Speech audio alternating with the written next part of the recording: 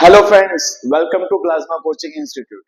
હું છું ધ્રુવ ઠક્કર અને રેપિડ ક્રેશ કોર્સમાં આપનું સ્વાગત છે. તો લાસ્ટ લેક્ચરમાં આપણે પ્રકરણ 1 ફિઝિક્સનું પ્રકરણ 1 એકમો અને માપનની પ્રસ્તાવના જોઈ હતી. ભૌતિક રાશિ અને એકમો વિશે માહિતી મેળવી હતી. એકમ પદ્ધતિઓ કેટલી છે એના વિશે માહિતી મેળવી હતી. તો આજે જોઈશું એસઆઈ એકમ પદ્ધતિ દ્વારા ભૌતિક રાશિના પ્રકારો કેટલા પડે છે અને એકમોના પ્રકારો કેટલા પડે છે. બરાબર? સો આર યુ રેડી? તો એસઆઈ એકમ પદ્ધતિ દ્વારા આ ભૌતિક રાશિના કેટલા પ્રકારો પડે છે અને તેને અનુરૂપ એકમોના પ્રકારો આપણે હવે જોઈશું. તો એસઆઈ એકમ પદ્ધતિએ વિશ્વમાં ઉપયોગમાં આવતી દરેક ભૌતિક રાશિઓના 3 પ્રકારોમાં વિભાજિત કર્યા છે. રાઈટ? ભૌતિક વિજ્ઞાનમાં તમે જ્યાં પણ અભ્યાસ કરશો તો તમને મુખ્યત્વે રાઈટ 3 એકમ પદ્ધતિઓ એટલે કે 3 એકમોના પ્રકારો તમને જોવા મળશે. રાઈટ? તો પહેલો પ્રકાર જે છે એ છે મૂળભૂત ભૌતિક રાશિઓ અને મૂળભૂત ભૌતિક રાશિઓના સંદર્ભે ઉપયોગમાં આવતા એકમો એટલે મૂળભૂત એકમો. આ મૂળભૂત ભૌતિક રાશિઓને પાયાની ભૌતિક રાશિઓ પણ કહેવામાં આવે છે. એનું બીજું નામ છે. બરાબર? એટલે કે પાયાની ભૌતિક રાશિઓ અને પાયાના એકમો. પાયો એટલે કે ફંડામેન્ટલ આ ખૂબ જ અગત્યની ભૌતિક રાશિઓ છે જેનો ઉપયોગ બધે જ જગ્યાએ આપણે કરવાના છીએ. બરાબર? તો એટલા માટે એને મૂળભૂત ફંડામેન્ટલ એવું નામ આપવામાં આવ્યું છે. બીજો પ્રકાર છે સાધિત ભૌતિક રાશિઓ અને એને અનુરૂપ એકમો એટલે સાધિત એકમો. ઇંગ્લિશમાં કહીએ તો derived physical quantities and derived units. આ મૂળભૂત ભૌતિક રાશિઓનો ઉપયોગ કરીને જ આપણે આ સાધિત એકમો અને ભૌતિક રાશિઓ બનાવીશું. બરાબર? તો એ છે આપણો બીજો પ્રકાર. અને ત્રીજો પ્રકાર છે પૂરક ભૌતિક રાશિઓ. આ બે ભૌતિક રાશિઓમાં જેનો સમાવેશ નથી થતો એ બધો સમાવેશ ક્યાં થશે? પૂરક ભૌતિક રાશિઓ. અને તેના સંદર્ભના એકમોને શું કહીશું? પૂરક એકમ. ડન? તો ચલો શરૂઆત કરીએ આપણે મૂળભૂત ભૌતિક રાશિઓથી. તો મૂળભૂત ભૌતિક રાશિઓ કેટલી છે? કોઈ કહેશે કેટલી હશે મૂળભૂત ભૌતિક રાશિઓ? રાઈટ? તો ટોટલ આપણી પાસે 7 મૂળભૂત ભૌતિક રાશિઓ છે. કેટલી છે? 7. આ આંકડો ભૂલવાનો નહીં. 6 પણ નથી અને 8 પણ નથી. બરાબર? 7 જ છે. 7 મૂળભૂત ભૌતિક રાશિઓ. પહેલી છે અંતર. રાઈટ? જેને લંબાઈ એવું પણ કઈ જગ્યાએ નામ આપવામાં આવે છે. પહેલી ભૌતિક રાશિ અંતર. અંતર સિમ્બોલ ડી વડે દર્શાવીએ છીએ. ડી એટલે ઇંગ્લિશમાં ડિસ્ટન્સ કહીએ આપણે. બરાબર? તો પહેલી ભૌતિક રાશિ છે અંતર. હવે અંતર છે મેં તમને આગળ જ વાત કહી એ પ્રમાણે કોઈ પણ ભૌતિક રાશિ હશે તો સાથે કોણ જોડાયેલું હશે? એક હશે સંખ્યા અને બીજું એકમ. રાઈટ? તો લંબાઈ અથવા અંતર એનો એકમ છે મીટર. કયો એકમ છે એનો? મીટર. તો જ્યાં પણ લંબાઈ અને અંતરની વાત કરવામાં આવે એટલે એનો એકમ થશે મીટર. હવે તમને પ્રશ્ન થાય સર શું સેન્ટીમીટર એકમ નથી? શું મિલીમીટર એકમ નથી? ના, એ બધા એકમો તો છે જ. પણ એસઆઈ એકમ પદ્ધતિ દ્વારા એવું કહેવામાં આવ્યું કે ભાઈ કોઈ પણ ભૌતિક રાશિ તમે લઈ રહ્યા છો તો એનો એક એકમ તમારે નિશ્ચિત કરી લેવાનો જેને તમે એસઆઈ એકમ પદ્ધતિ દ્વારા એનો એકમ કહેશો. રાઈટ? જે રીતે આપણે હવે મૂળભૂત ભૌતિક રાશિ જોઈ રહ્યા છીએ એમાં જે એકમો આપણે લઈશું એનો આપણે સૌથી વધારે ઉપયોગ કરવામાં આવશે. બરાબર?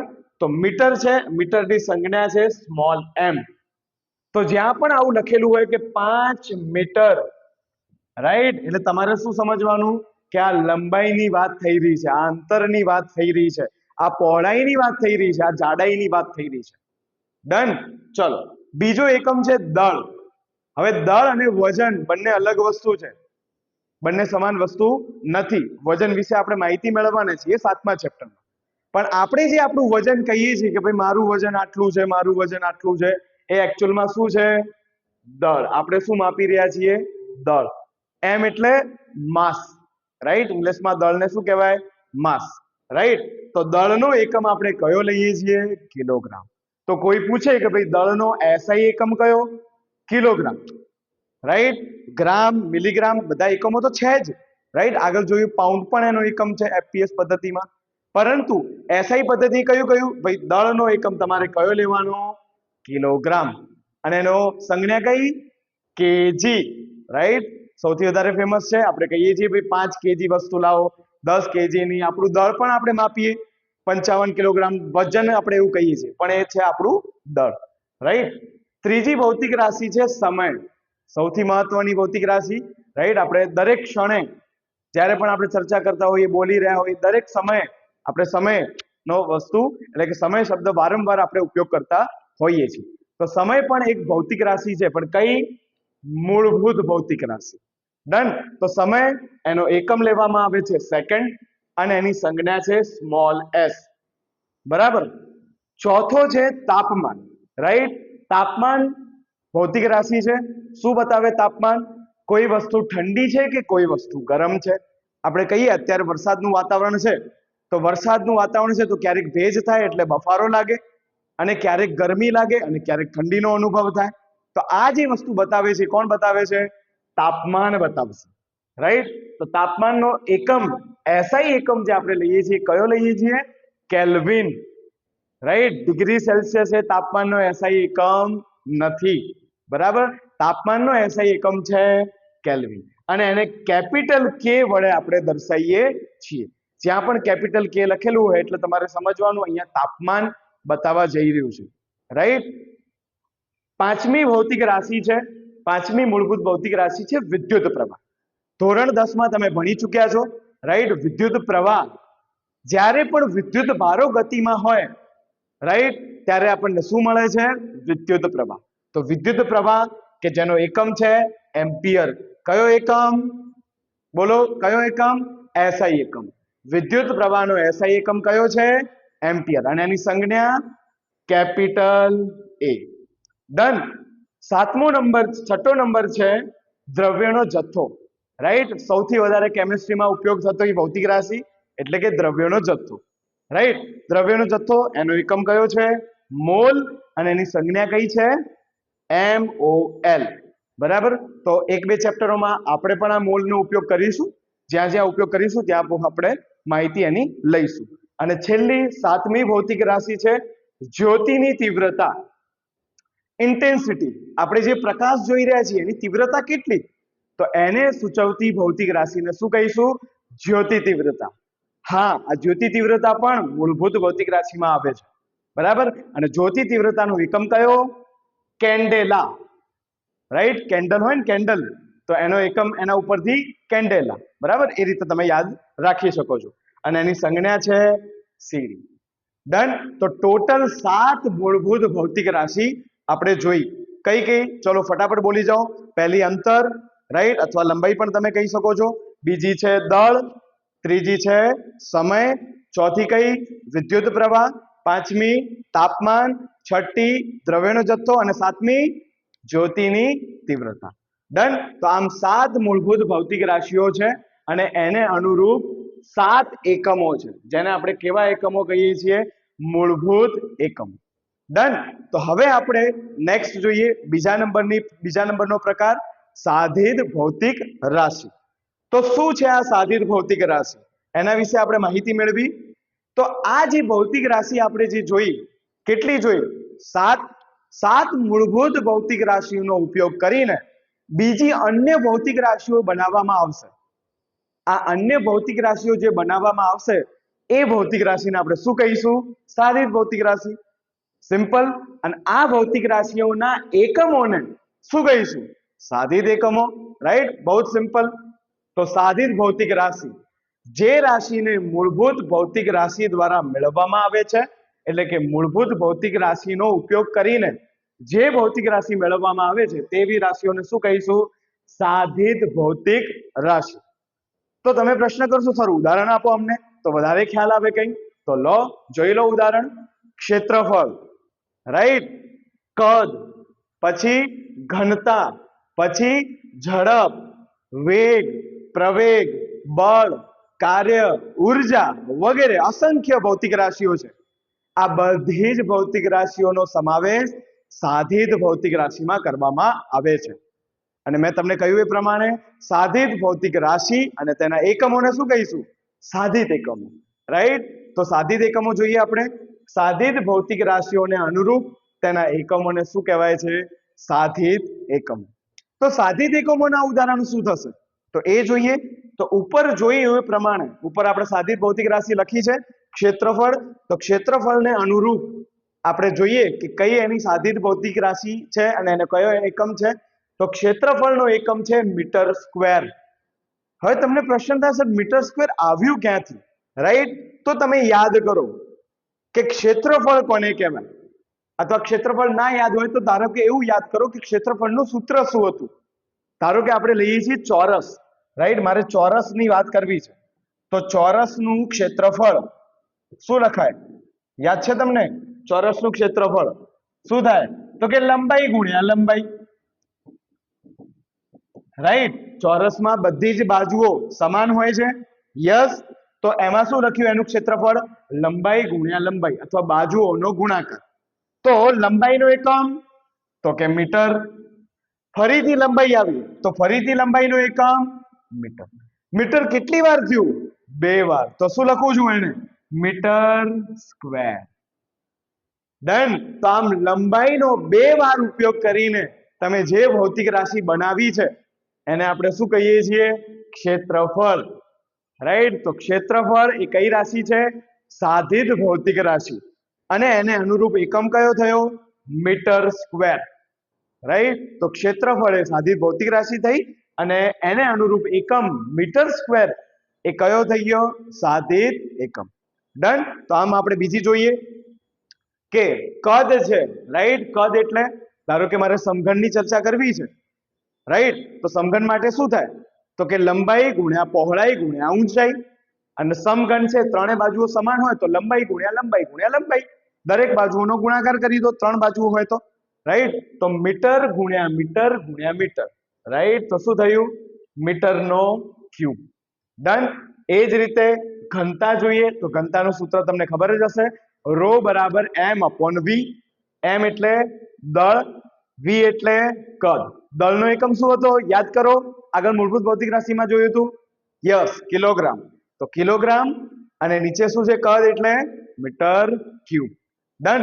તો મીટર ક્યુબ એ કદનો એકમ થઈ ગયો, દળનો એકમ થઈ ગયો કિલોગ્રામ. તો આમ ઘનતાનો એકમ થાય કિલોગ્રામ પ્રતિ મીટર ક્યુબ, રાઈટ? તો આ કિલોગ્રામ પ્રતિ મીટર ક્યુબ એ સાધિત એકમ છે અને એને અનુરૂપ ભૌતિક રાશિ કઈ હતી? તો કે ઘનતા. ડન. અને ચોથું જોઈએ ઝડપ. ઝડપ તમને ખબર જ છે, તમે 9મા ધોરણમાં ભણી ચૂક્યા છો, અંતર ભાગ્યા સમય, રાઈટ? તો અંતરનો એકમ કયો? યાદ કરો, મીટર.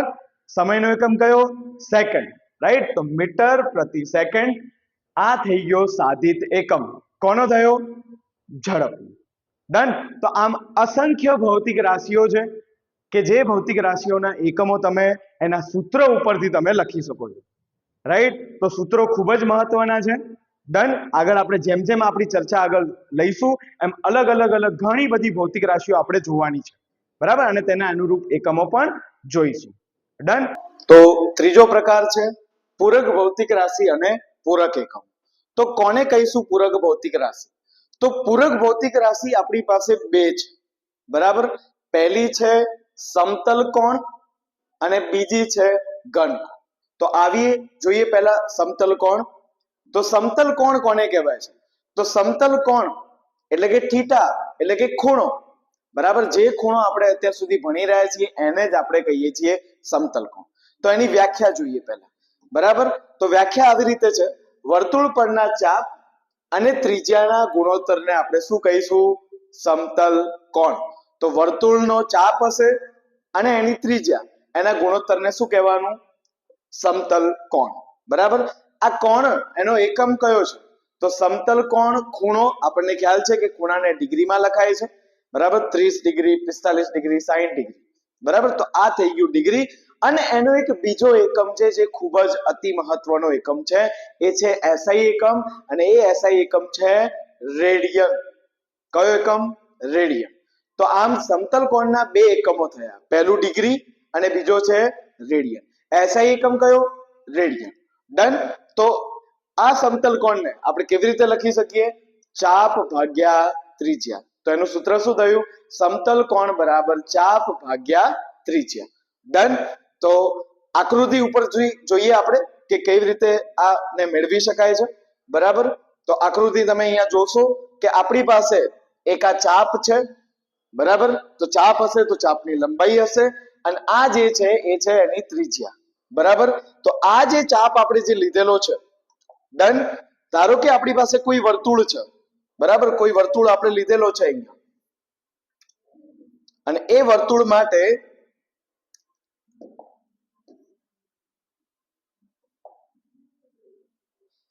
આ એક વર્તુળ છે અને એવું વિચારો કે વર્તુળનો એક ભાગ, બરાબર, એ આ એક ભાગ આપણે લીધેલો છે, રાઈટ. તમે ચાપ મારતા શીખ્યા છો, તો આ જ એ ચાપ છે અને એ ચાપ એ કેન્દ્ર આગળ આંતરેલો ખૂણો, એને જ આપણે કહીએ છીએ સમતલ કોણ.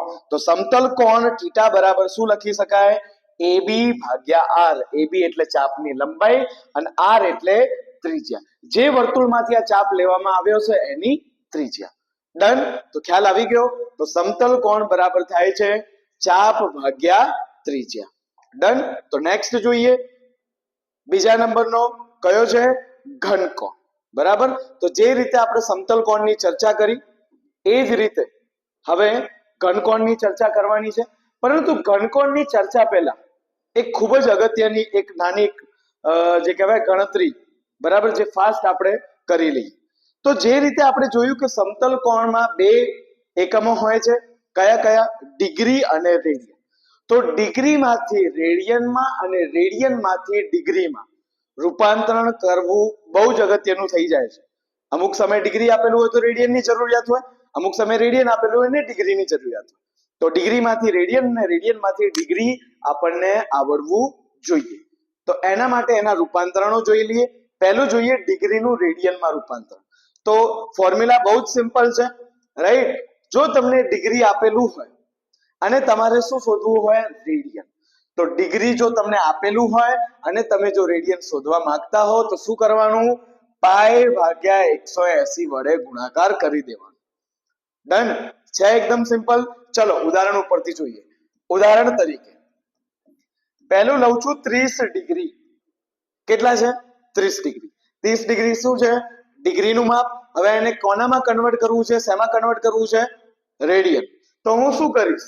તો કે રેડિયન બરાબર પાઈ ભાગ્યા 180 ડિગ્રી ગુણ્યા 30 ડિગ્રી.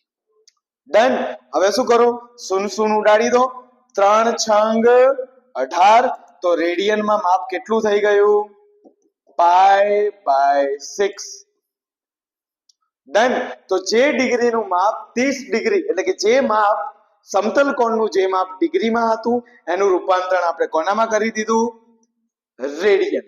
બરાબર. તો બહુ જ સિમ્પલ છે. રેડિયનમાં રૂપાંતરણ કરવા માટે ડિગ્રીને પાઈ ભાગ્યા 180 વડે ગુણાકાર કરી દો. તો હવે નેક્સ્ટ પ્રશ્ન થાય કે સર રેડિયન આપેલું હોય ડિગ્રીમાં કન્વર્ટ કરવું હોય તો બહુ જ સિમ્પલ વસ્તુ છે, એનાથી ઉલટી પ્રક્રિયા કરો. એટલે શું કરવાનું અહીંયા આપણે કે જો તમને રેડિયન આપેલું હોય અને ડિગ્રીમાં રૂપાંતરણ કરવા માંગતા હો તો શું કરવાનું છે? ડિગ્રી શોધવા માંગીએ છીએ રેડિયન ઉપરથી, તો તમે શું કરશો? અહીંયા પાઈ ભાગ્યા 180 વડે ગુણતા હતા, અહીંયા એનાથી ઉલટું 180 ગુણ્યા પાઈ, એટલે કે 180 ભાગ્યા પાઈ વડે તમે ગુણી દો એટલે તમને કોનું માપ મળશે? ડિગ્રી. બરાબર. ચલો ઉદાહરણ જોઈએ ફટાફટ. આમાં પણ ધારો કે આપણને આપેલું છે પાઈ બાય 4. ડન. શું આપેલું છે? Pi by 4. હવે તમને ખબર છે પાઈ બાય 4 એટલે કે રેડિયન નું માપ થયું અને એને તમે શેમાં રૂપાંતરણ કરવા માંગો છો? ડિગ્રીમાં. બરાબર. તો શું લખશું ફોર્મ્યુલા? ડિગ્રી બરાબર 180 ભાગ્યા પાઈ ગુણ્યા રેડિયન. ડન. તો 180 ભાગ્યા પાઈ આ ડિગ્રીમાં છે. રેડિયન કેટલું આપેલું છે? Pi by 4. ડન. જો પાઈ પાઈ અહીંયાથી કટ થઈ ગયા. 180 ભાગ્યા 4 એટલે કેટલા વધે? 45 ડિગ્રી. રાઈટ. તો જે મૂલ્ય તમારી પાસે જે મૂલ્ય રેડિયનમાં હતું એ મૂલ્યનું રૂપાંતરણ આપણે શેમાં કર્યું? ડિગ્રીમાં. બરાબર. તો રેડિયનના માપને આપણે ડિગ્રીમાં રૂપાંતરણ કર્યું. ડન. તો આ પ્રમાણે ડિગ્રીમાંથી રેડિયનમાં અને રેડિયનમાંથી ડિગ્રીમાં તમે સરળતાથી રૂપાંતરણ કરી શકો છો. બરાબર. તો આ થઈ સમતલ કોણની ચર્ચા. હવે નેક્સ્ટ અને લાસ્ટ પૂરક ભૌતિક રાશિનો છેલ્લો એકમ એટલે કે છેલ્લી ભૌતિક રાશિ, અને એ છે ઘનકોણ. બરાબર, શું છે એ ઘનકોણ. તો જે રીતે આપણે સમતલ કોણની ચર્ચા કરી હતી, સમતલ કોણમાં આપણે શું લીધું હતું, વર્તુળ અને વર્તુળનો એક નાનકડો ભાગ જેને આપણે ચાપ કહેતા હતા. એ જ રીતે જ્યારે ત્રિપરિમાણિક રચના હોય, રાઈટ, ત્રિપરિમાણિક રચના એટલે ધારો કે સમઘન થઈ ગયું, ગોળો થઈ ગયો, તો આ ગોળા માટે તમે સમતલ કોણ એટલે કે ખૂણો બતાવી શકશો નહીં. તો એના માટે ત્રિપરિમાણિક રચના માટે આપણે જે બતાવીએ છીએ, જે ખૂણો બતાવીએ છીએ, એને શું કહીશું, ઘનકોણ. બરાબર, તો ઘનકોણની વ્યાખ્યા બહુ સિમ્પલ છે. ગોળાના પૃષ્ઠ પરના, ગોળો છે, ગોળો ત્રિપરિમાણિક રચના છે, એ ગોળા પરના ક્ષેત્રફળ અને ગોળાના કેન્દ્ર સાથે આંતરેલા કોણને આપણે શું કહીશું, ઘનકોણ. બરાબર, બહુ જ સિમ્પલ છે. ગોળાના પૃષ્ઠ પરના ક્ષેત્રફળે ગોળાના કેન્દ્ર પાસે આંતરેલા ખૂણાને આપણે શું કહીશું, ઘનકોણ. બરાબર, તો એનું સૂત્ર એટલે પહેલા એની એસઆઈ એકમ એટલે કે એનો એકમ જોઈ લઈએ. તો જે રીતે ખૂણાનો એકમ હતો રેડિયન, એ જ રીતે ઘનકોણનો એકમ પણ કયો, એસઆઈ એકમ, એ છે સ્ટીરેડિયન. બરાબર, કયો એકમ, સ્ટીરેડિયન. બરાબર, તો ઘનકોણનો એસઆઈ એકમ સ્ટીરેડિયન થશે. ઘનકોણનું સૂત્ર ક્ષેત્રફળ ભાગ્યા ત્રિજ્યાનો વર્ગ. બરાબર, તો ઘનકોણનું સૂત્ર બહુ જ સિમ્પલ છે, ક્ષેત્રફળ ભાગ્યા ત્રિજ્યાનો વર્ગ. ડન. તો આકૃતિ ઉપરથી જોઈએ આપણે કે કેવી રીતે એનું સૂત્ર મેળવી શકીએ. તો આકૃતિ અહીંયા દર્શાવેલી છે. આ એક ગોળાનો ભાગ મેં અહીંથી લઈ લીધો છે, રાઈટ, જેમ કે આપણે એક સ્લાઇસ કાપી દઈએ તો એવી જ રીતે એક આ સ્લાઇસને કટ કરીને અહીંયા લીધેલી છે. તો જે ભાગ તમે કાપી નાખશો, જે ભાગ તમે નીકાળી દેશો, એનું ક્ષેત્રફળ હશે. એ ક્ષેત્રફળને મેં અહીંયા ડેલ્ટા એ વડે દર્શાવેલું છે, અને આ ગોળાની ત્રિજ્યા હશે એને આપણે આર વડે દર્શાવેલી છે. તો તમને આ જે ખૂણો દેખાય છે, અહીંયા જે આ ઘનકોણ દેખાય છે, રાઈટ, આ જે ખૂણો તમને જે અહીંયા દેખાશે, જે ત્રિપરિમાણિક રચનામાં છે, એને આપણે શું કહીશું, ઘનકોણ. ડન. તો આ ઓમેગા, અને આપણે ઓમેગા લખીએ છીએ, ઓમેગા બરાબર થાય છે ડેલ્ટા એ એટલે પૃષ્ઠફળ ભાગ્યા ત્રિજ્યાનો વર્ગ. ડન. તો ઘનકોણ બરાબર શું થશે, પૃષ્ઠફળ ભાગ્યા ત્રિજ્યાનો વર્ગ. તો આ હતું ભૌતિક રાશિ, તેના પ્રકારો અને ભૌતિક રાશિમાં જે આવતા એકમો ને કેટલા ભાગમાં વિભાજિત કરી શકાય એની માહિતી મેળવી. બરાબર, નેક્સ્ટ લેક્ચરમાં આપણે ભૌતિક રાશિના પરિમાણ અને એના પારિમાણિક સૂત્રો વિશે ચર્ચા કરીશું. Thank you.